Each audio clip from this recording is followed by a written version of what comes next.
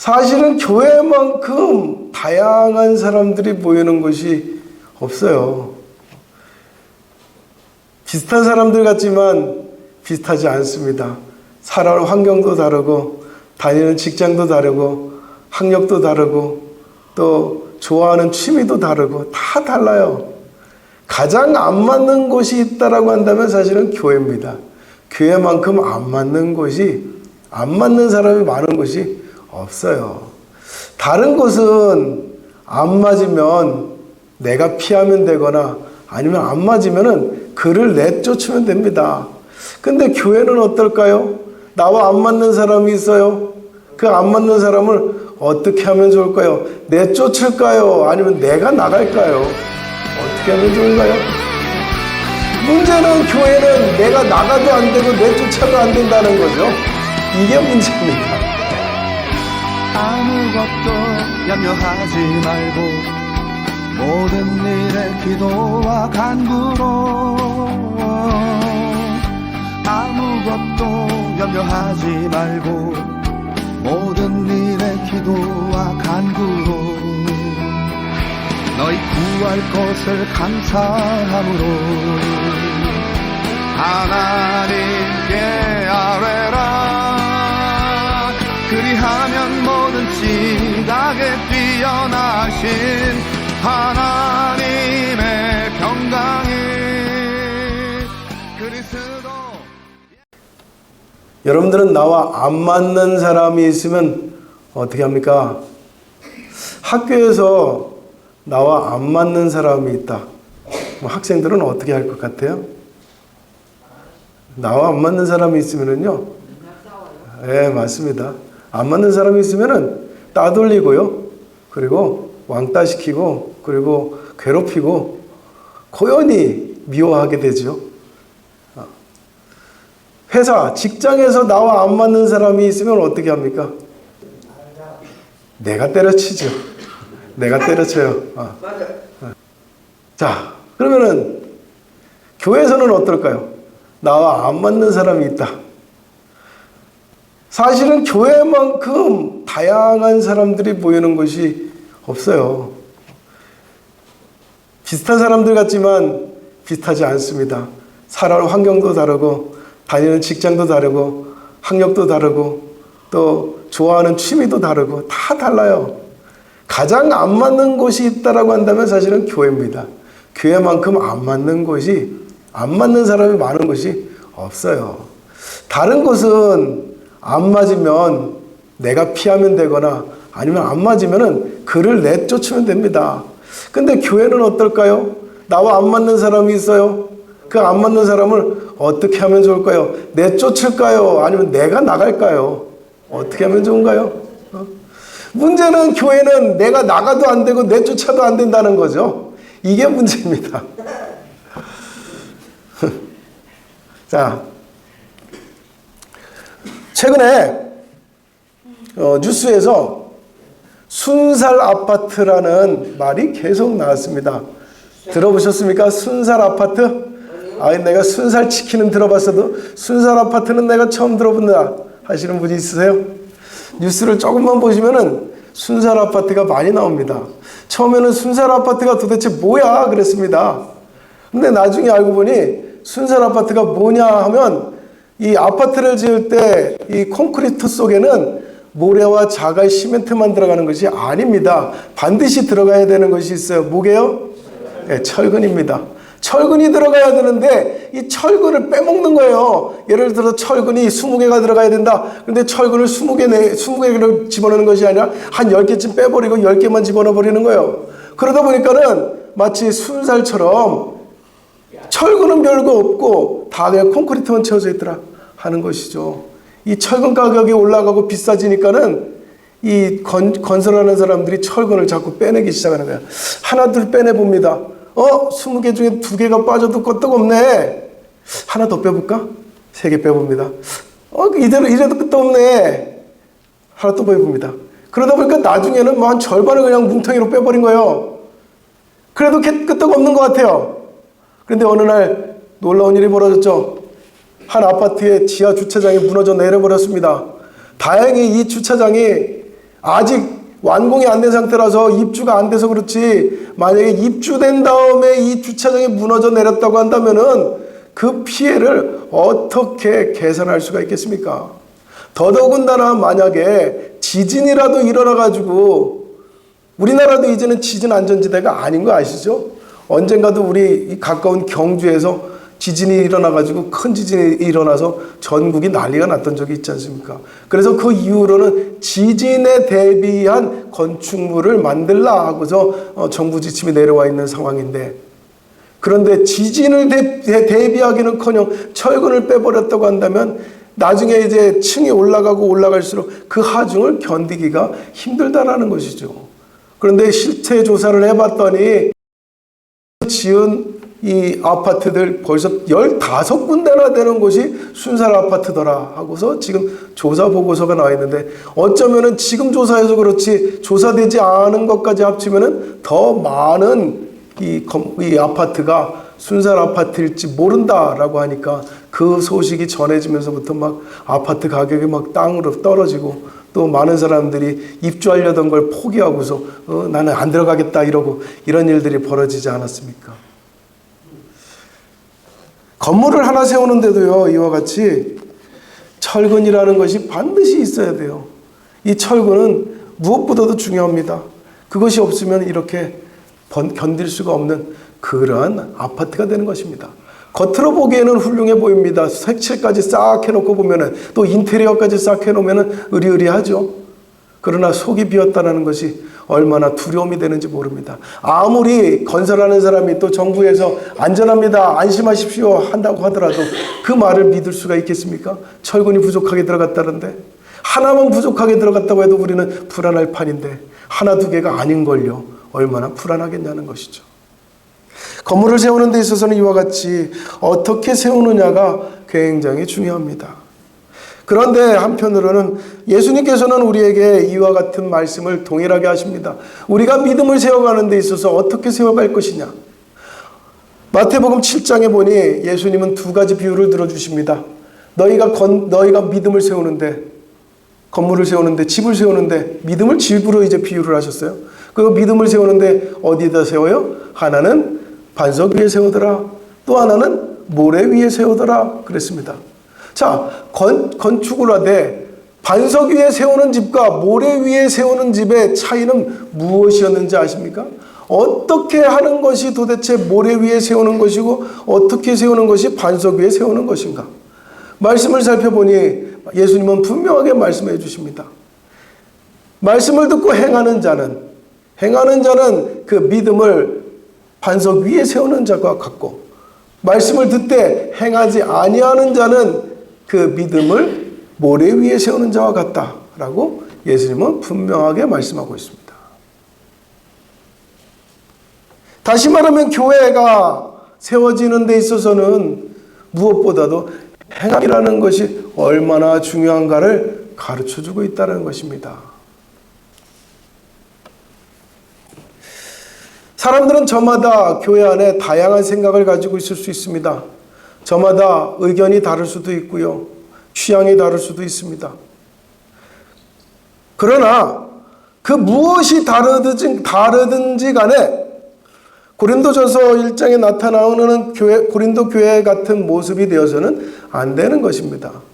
교회는 하나 돼 그 교회 안에는 게바파가 모이고 아볼로파가 모이고 또 바울파가 모이고 그리스도파가 모여서 저마다 서로가 끼리끼리 하나 되어 있는 그런 모습이 되어졌을 때는 절대로 안 된다는 것입니다. 교회는 반드시 어떠한 경우에도 반드시 지켜야 되는 것이 있는데, 그것은 바로 원바디가 뭐예요? 한 몸이라는 것입니다. 한 몸. 한 몸이 되어야 된다는 것이죠. 어떤 경우에도 그렇습니다. 의견이 아무리 달라도 하나여야 되는 것이고, 좋아하는 것이 아무리 달라도 하나여야 되고, 내 생각이 아무리 달라도 하나가 되어야 된다라고 성경은 가르쳐주고 있다는 것입니다. 나와 안 맞는다고 하여서 나와 안 맞는 사람 저쪽으로 모여, 나와 맞는 사람 이쪽으로 모여 해서는 안 된다는 것입니다. 한 몸은요, 한 몸이 되게 하는 요소가 있는데, 그 요소가 무엇일까 하니 제가 앞서 말씀드린 것처럼 순살 아파트를 말씀드렸잖아요. 아파트에 있어서 굉장히 중요한 것이 그 아파트를 지탱해 주는 것이 뭐라고요?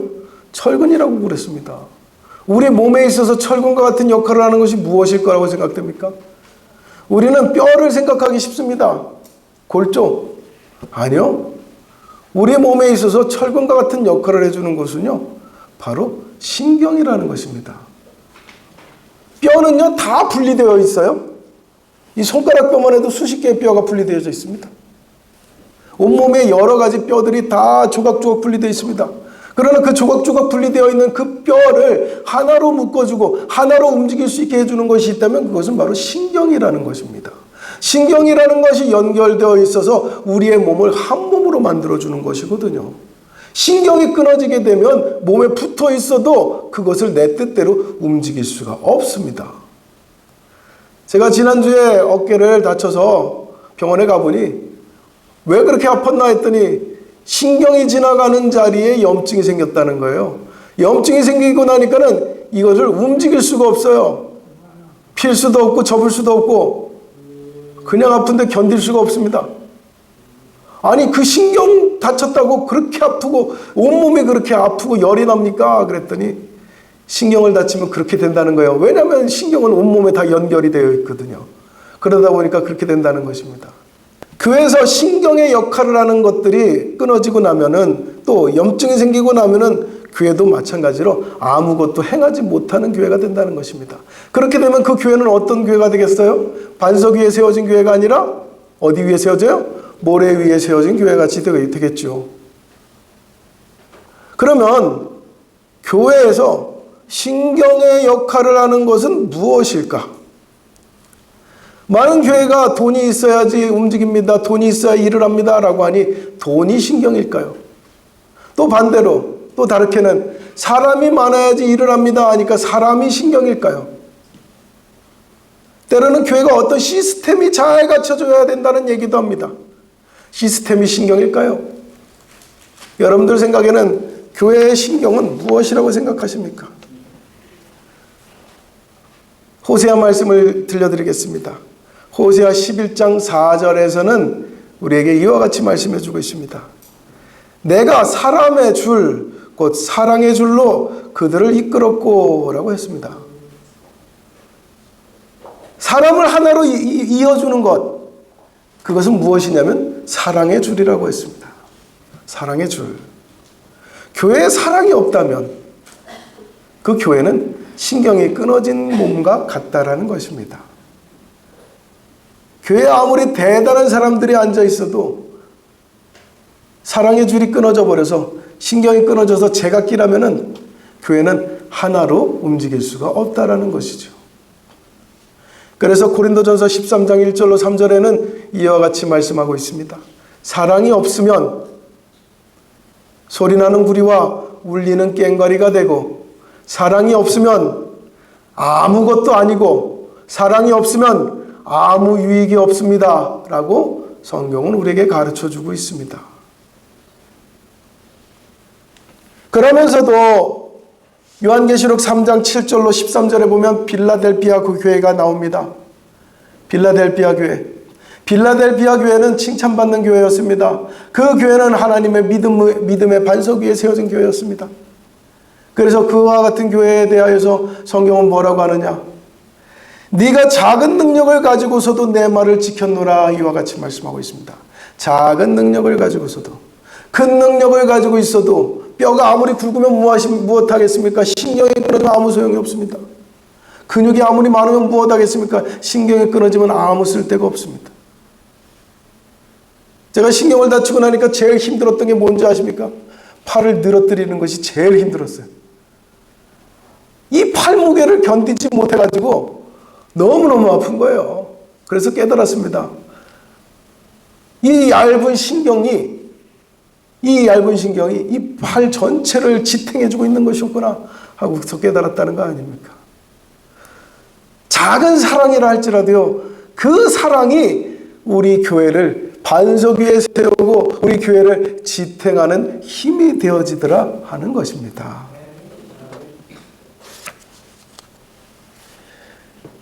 교회가 시작될 때에 율법을 알고서 율법 공부를 한 사람들이 교회를 세우지 않았습니다. 교회가 시작할 때에 기독교에 교리를 많이 아는 사람들이 그 교리를 앞세워서 교회를 세우지 않았다는 겁니다. 교회를 세울 때에 무엇을 가지고 세웠느냐? 바로 사랑을 가지고 세웠다는 것이죠. 할렐루야. 아멘. 그렇습니다. 고린도전서 1장 5절로 7절의 말씀을 한번 읽어드리겠습니다. 이는 너희가 그 안에서 모든 일, 모든 언변과 모든 지식의 풍족함으로 그리스도의 증거가 너희 중에 견고하게 되어 너희가 모든 은사의 부족함이 없이 우리 주 예수 그리스도의 나타나심을 기다림이라 그랬습니다. 이 고린도 교회는 대단한 교회였어요. 은사가 넘쳐나고요, 지식이 넘쳐나고요, 지혜가 넘쳐나고요, 재물이 넘쳐나고요, 대단한 권세와 능력을 가진 사람들이 넘쳐나는 교회였습니다.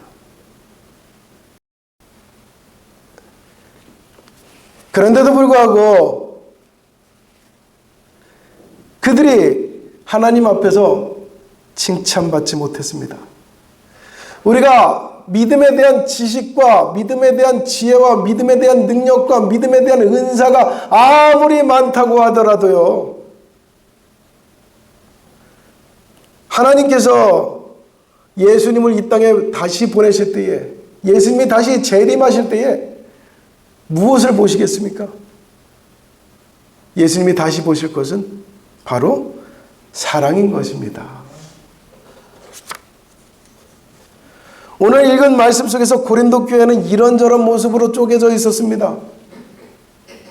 그렇게 쪼개졌던 이유는 다른 것이 아닙니다. 그들은 은사가 부족해서 쪼개지지 않았고, 능력이 부족해서 쪼개지지 않았고, 그들은 재물이 없어서 쪼개지지 않았고요, 그들은 지식이 없어서 쪼개진 것이 아닙니다. 오직 그들에게는 사랑이 없어서 쪼개진 것입니다. 사랑으로 우리가 나타나는 믿음이 되시기를 주의 이름으로 축원합니다. 다만 제가 어깨가 아프면서 느낀 것이 또 하나 있는데, 제가 어깨에 신경이 다쳐서 어깨를 전혀 못 썼단 말이죠. 지금은 많이 회복돼 가지고 이제 움직이지만 어제까지도 이러고 있었어요. 어제까지도 이제는 움직입니다. 아직은 충분히 힘이 안 가지만 곧 힘이 또 다시 가겠죠. 자, 신경이 없었던 게 아니죠. 제가 신경이 끊어졌던 것도 아니고 그냥 신경에 염증이 생겼던 겁니다. 우리 교인들은 다 사랑이 있다고 저는 믿습니다. 왜냐하면 우리는 다 예수님께 사랑을 받은 자들이기 때문에 그렇습니다. 예수님께 사랑을 받아서 죄도 용서받고, 사랑을 받아서 구원받고, 사랑을 받아서 은혜 가운데 살아가고 있으니 우리는 다 사랑을 간직하고 있는 줄로 믿습니다. 그러나 신경이 있다고 하더라도 그 신경에 염증이 생기고 나면 그 신경이 제 역할을 할 수 없는 것처럼 우리가 사랑을 기본적으로 다 가지고 있음에도 불구하고 그 사랑에 염증이 생긴다면 어떨까요? 그 사랑에 염증이 생김으로 인해서 내 안에 있는 사랑을 충분히 나타낼 수도 드러낼 수도 없는 상황이 되겠죠. 그래서 교회 안에는 사랑과 함께 더불어서 하나 더 있어야 되는 것이 있습니다. 그것이 무엇일까요? 그것은 바로 교회 안에 영성이라는 것입니다. 영성. 영성은 우리가 가지고 있는 사랑을 더욱더 강화시켜주는 역할을 합니다. 더 단단하게 만들어준다는 겁니다. 그래서 영성이 떨어지는 사랑은요, 사랑을 가지고 있어도 표현하지 못하고 행하지 못하는 모습이 됩니다. 여기 있는 계신 분들이 다 예수의 은혜를 경험하신 분들인데 그 경험한 영성, 그 경험하는 사랑을 나타내지도 드러내지도 못한다는 거예요. 그래서 우리는 영성이 필요합니다. 연약한 자들이 은혜를 입고 강해졌습니다. 연약한 자들이 은혜를 입고 부해지고 능력을 갖게 되어지고 또 은혜를 받아서 다 주 안에서 기뻐함을 잊게 됩니다. 그것이 교회입니다. 그런데 우리가 영성을 잃어버리면, 영성을 회복하지 못하면 내가 받았던 은혜들을 기억하지 못하고 오히려 내가 받은 사랑에 교만해지기 쉽습니다. 개구리 올챙이적 생각 못한다는 말이 있듯이 우리가 하나님 앞에 은혜를 받기 전에, 사랑을 받기 전에 우리가 어떤 사람이었던가를 잊어버리는 것이죠. 그리고서 여전히 내 안에 있는 사랑을 끄집어내기보다는 자꾸만 사람들을 향하여서 모자란 모습, 연약한 모습들을 우리는 책망하고 그들을 거리끼게 됩니다. 사실 알고 보면 우리도 그렇게 모자란 자였던 것을 기억하지 못하게 되는 것이죠. 우리도 약한 자였다라는 걸 기억하지 못하는 것이죠. 우리도 얼마든지 하나님 앞에 버림받을 자였다라는 것을 기억하지 못하는 것이죠. 그리고서는 함부로 이야기를 합니다. 이런 사람은 교회 안 나왔으면 좋겠습니다. 이런 사람은 교회 없으면 좋겠습니다. 그런 말들로 인하여서 우리 교회는 더 염증이 생기게 됩니다. 많은 교회들이 이 고질적인 문제 때문에 다투고 쪼개지고 교회가 점점점 약해져 가는 것을 보게 됩니다. 로마서 15장 1절은 이와 같이 말씀하고 있습니다. 믿음에 강한 우리는 마땅히 믿음이 약한 자의 약점을 담당하고 자기를 기쁘게 하지 아니할 것이라. 이와 같이 말씀하고 있습니다. 내가 받은 은혜가 크다면, 내가 받은 사랑이 크다면 나는 그 큰 사랑만큼이나 그 큰 은혜만큼이나 늘 감격하고 그 감격한 은혜를 따라서 내가 나타내지 않으면 안 된다는 것입니다. 내 주위에 우리 교회 안에 연약한 자들이 많다면 그 연약한 자들로 인하여서 기뻐하시기 바랍니다. 왜냐하면은 내가 받은 은혜를 내가 더 나타낼 수 있는 기회가 주어졌다라는 것입니다. 그리고 그 은혜를 나타나는 과정을 통해서 나는 어떤 믿음이 되어 반석 위에 세우는 믿음이 되는 줄로 믿습니다. 아무것도 하지 않고 평안하기만 한 믿음은 반석 위에 세워지는 것이 아니라 모래 위에 세워지는 믿음이 된다는 것입니다.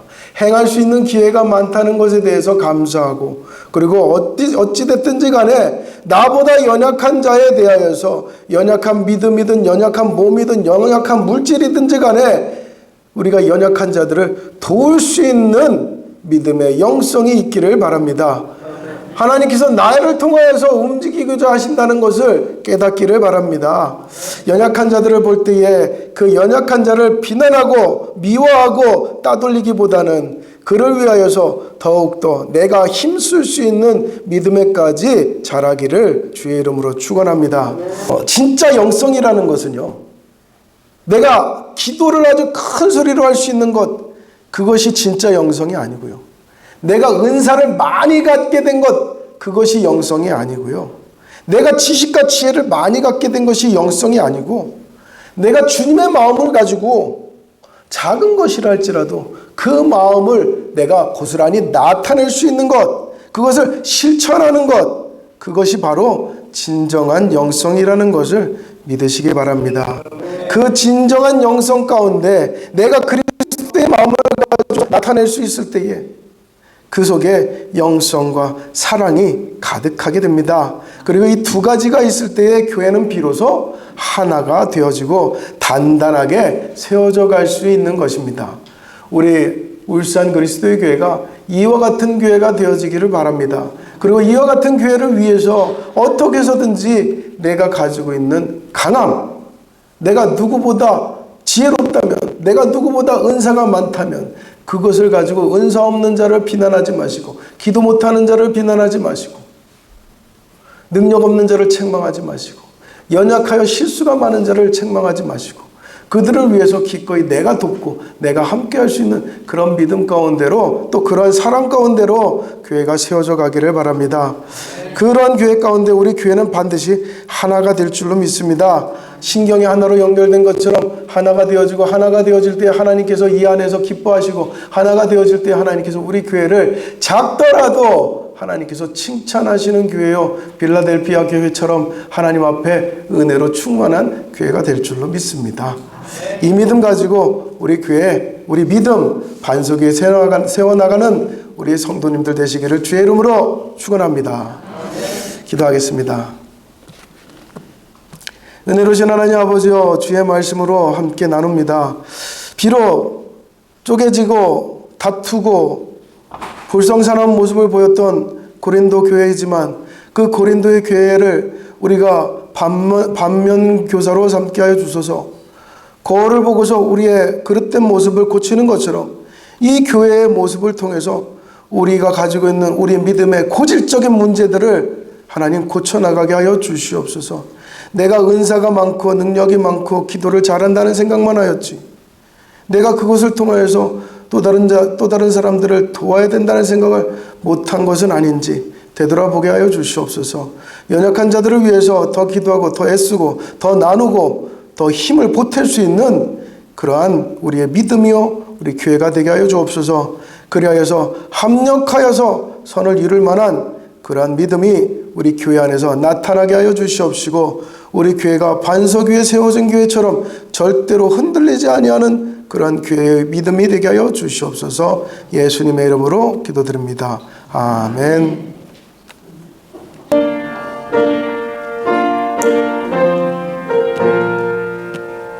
누가 주를 따라 섬기려는가? 누가 죄를 떠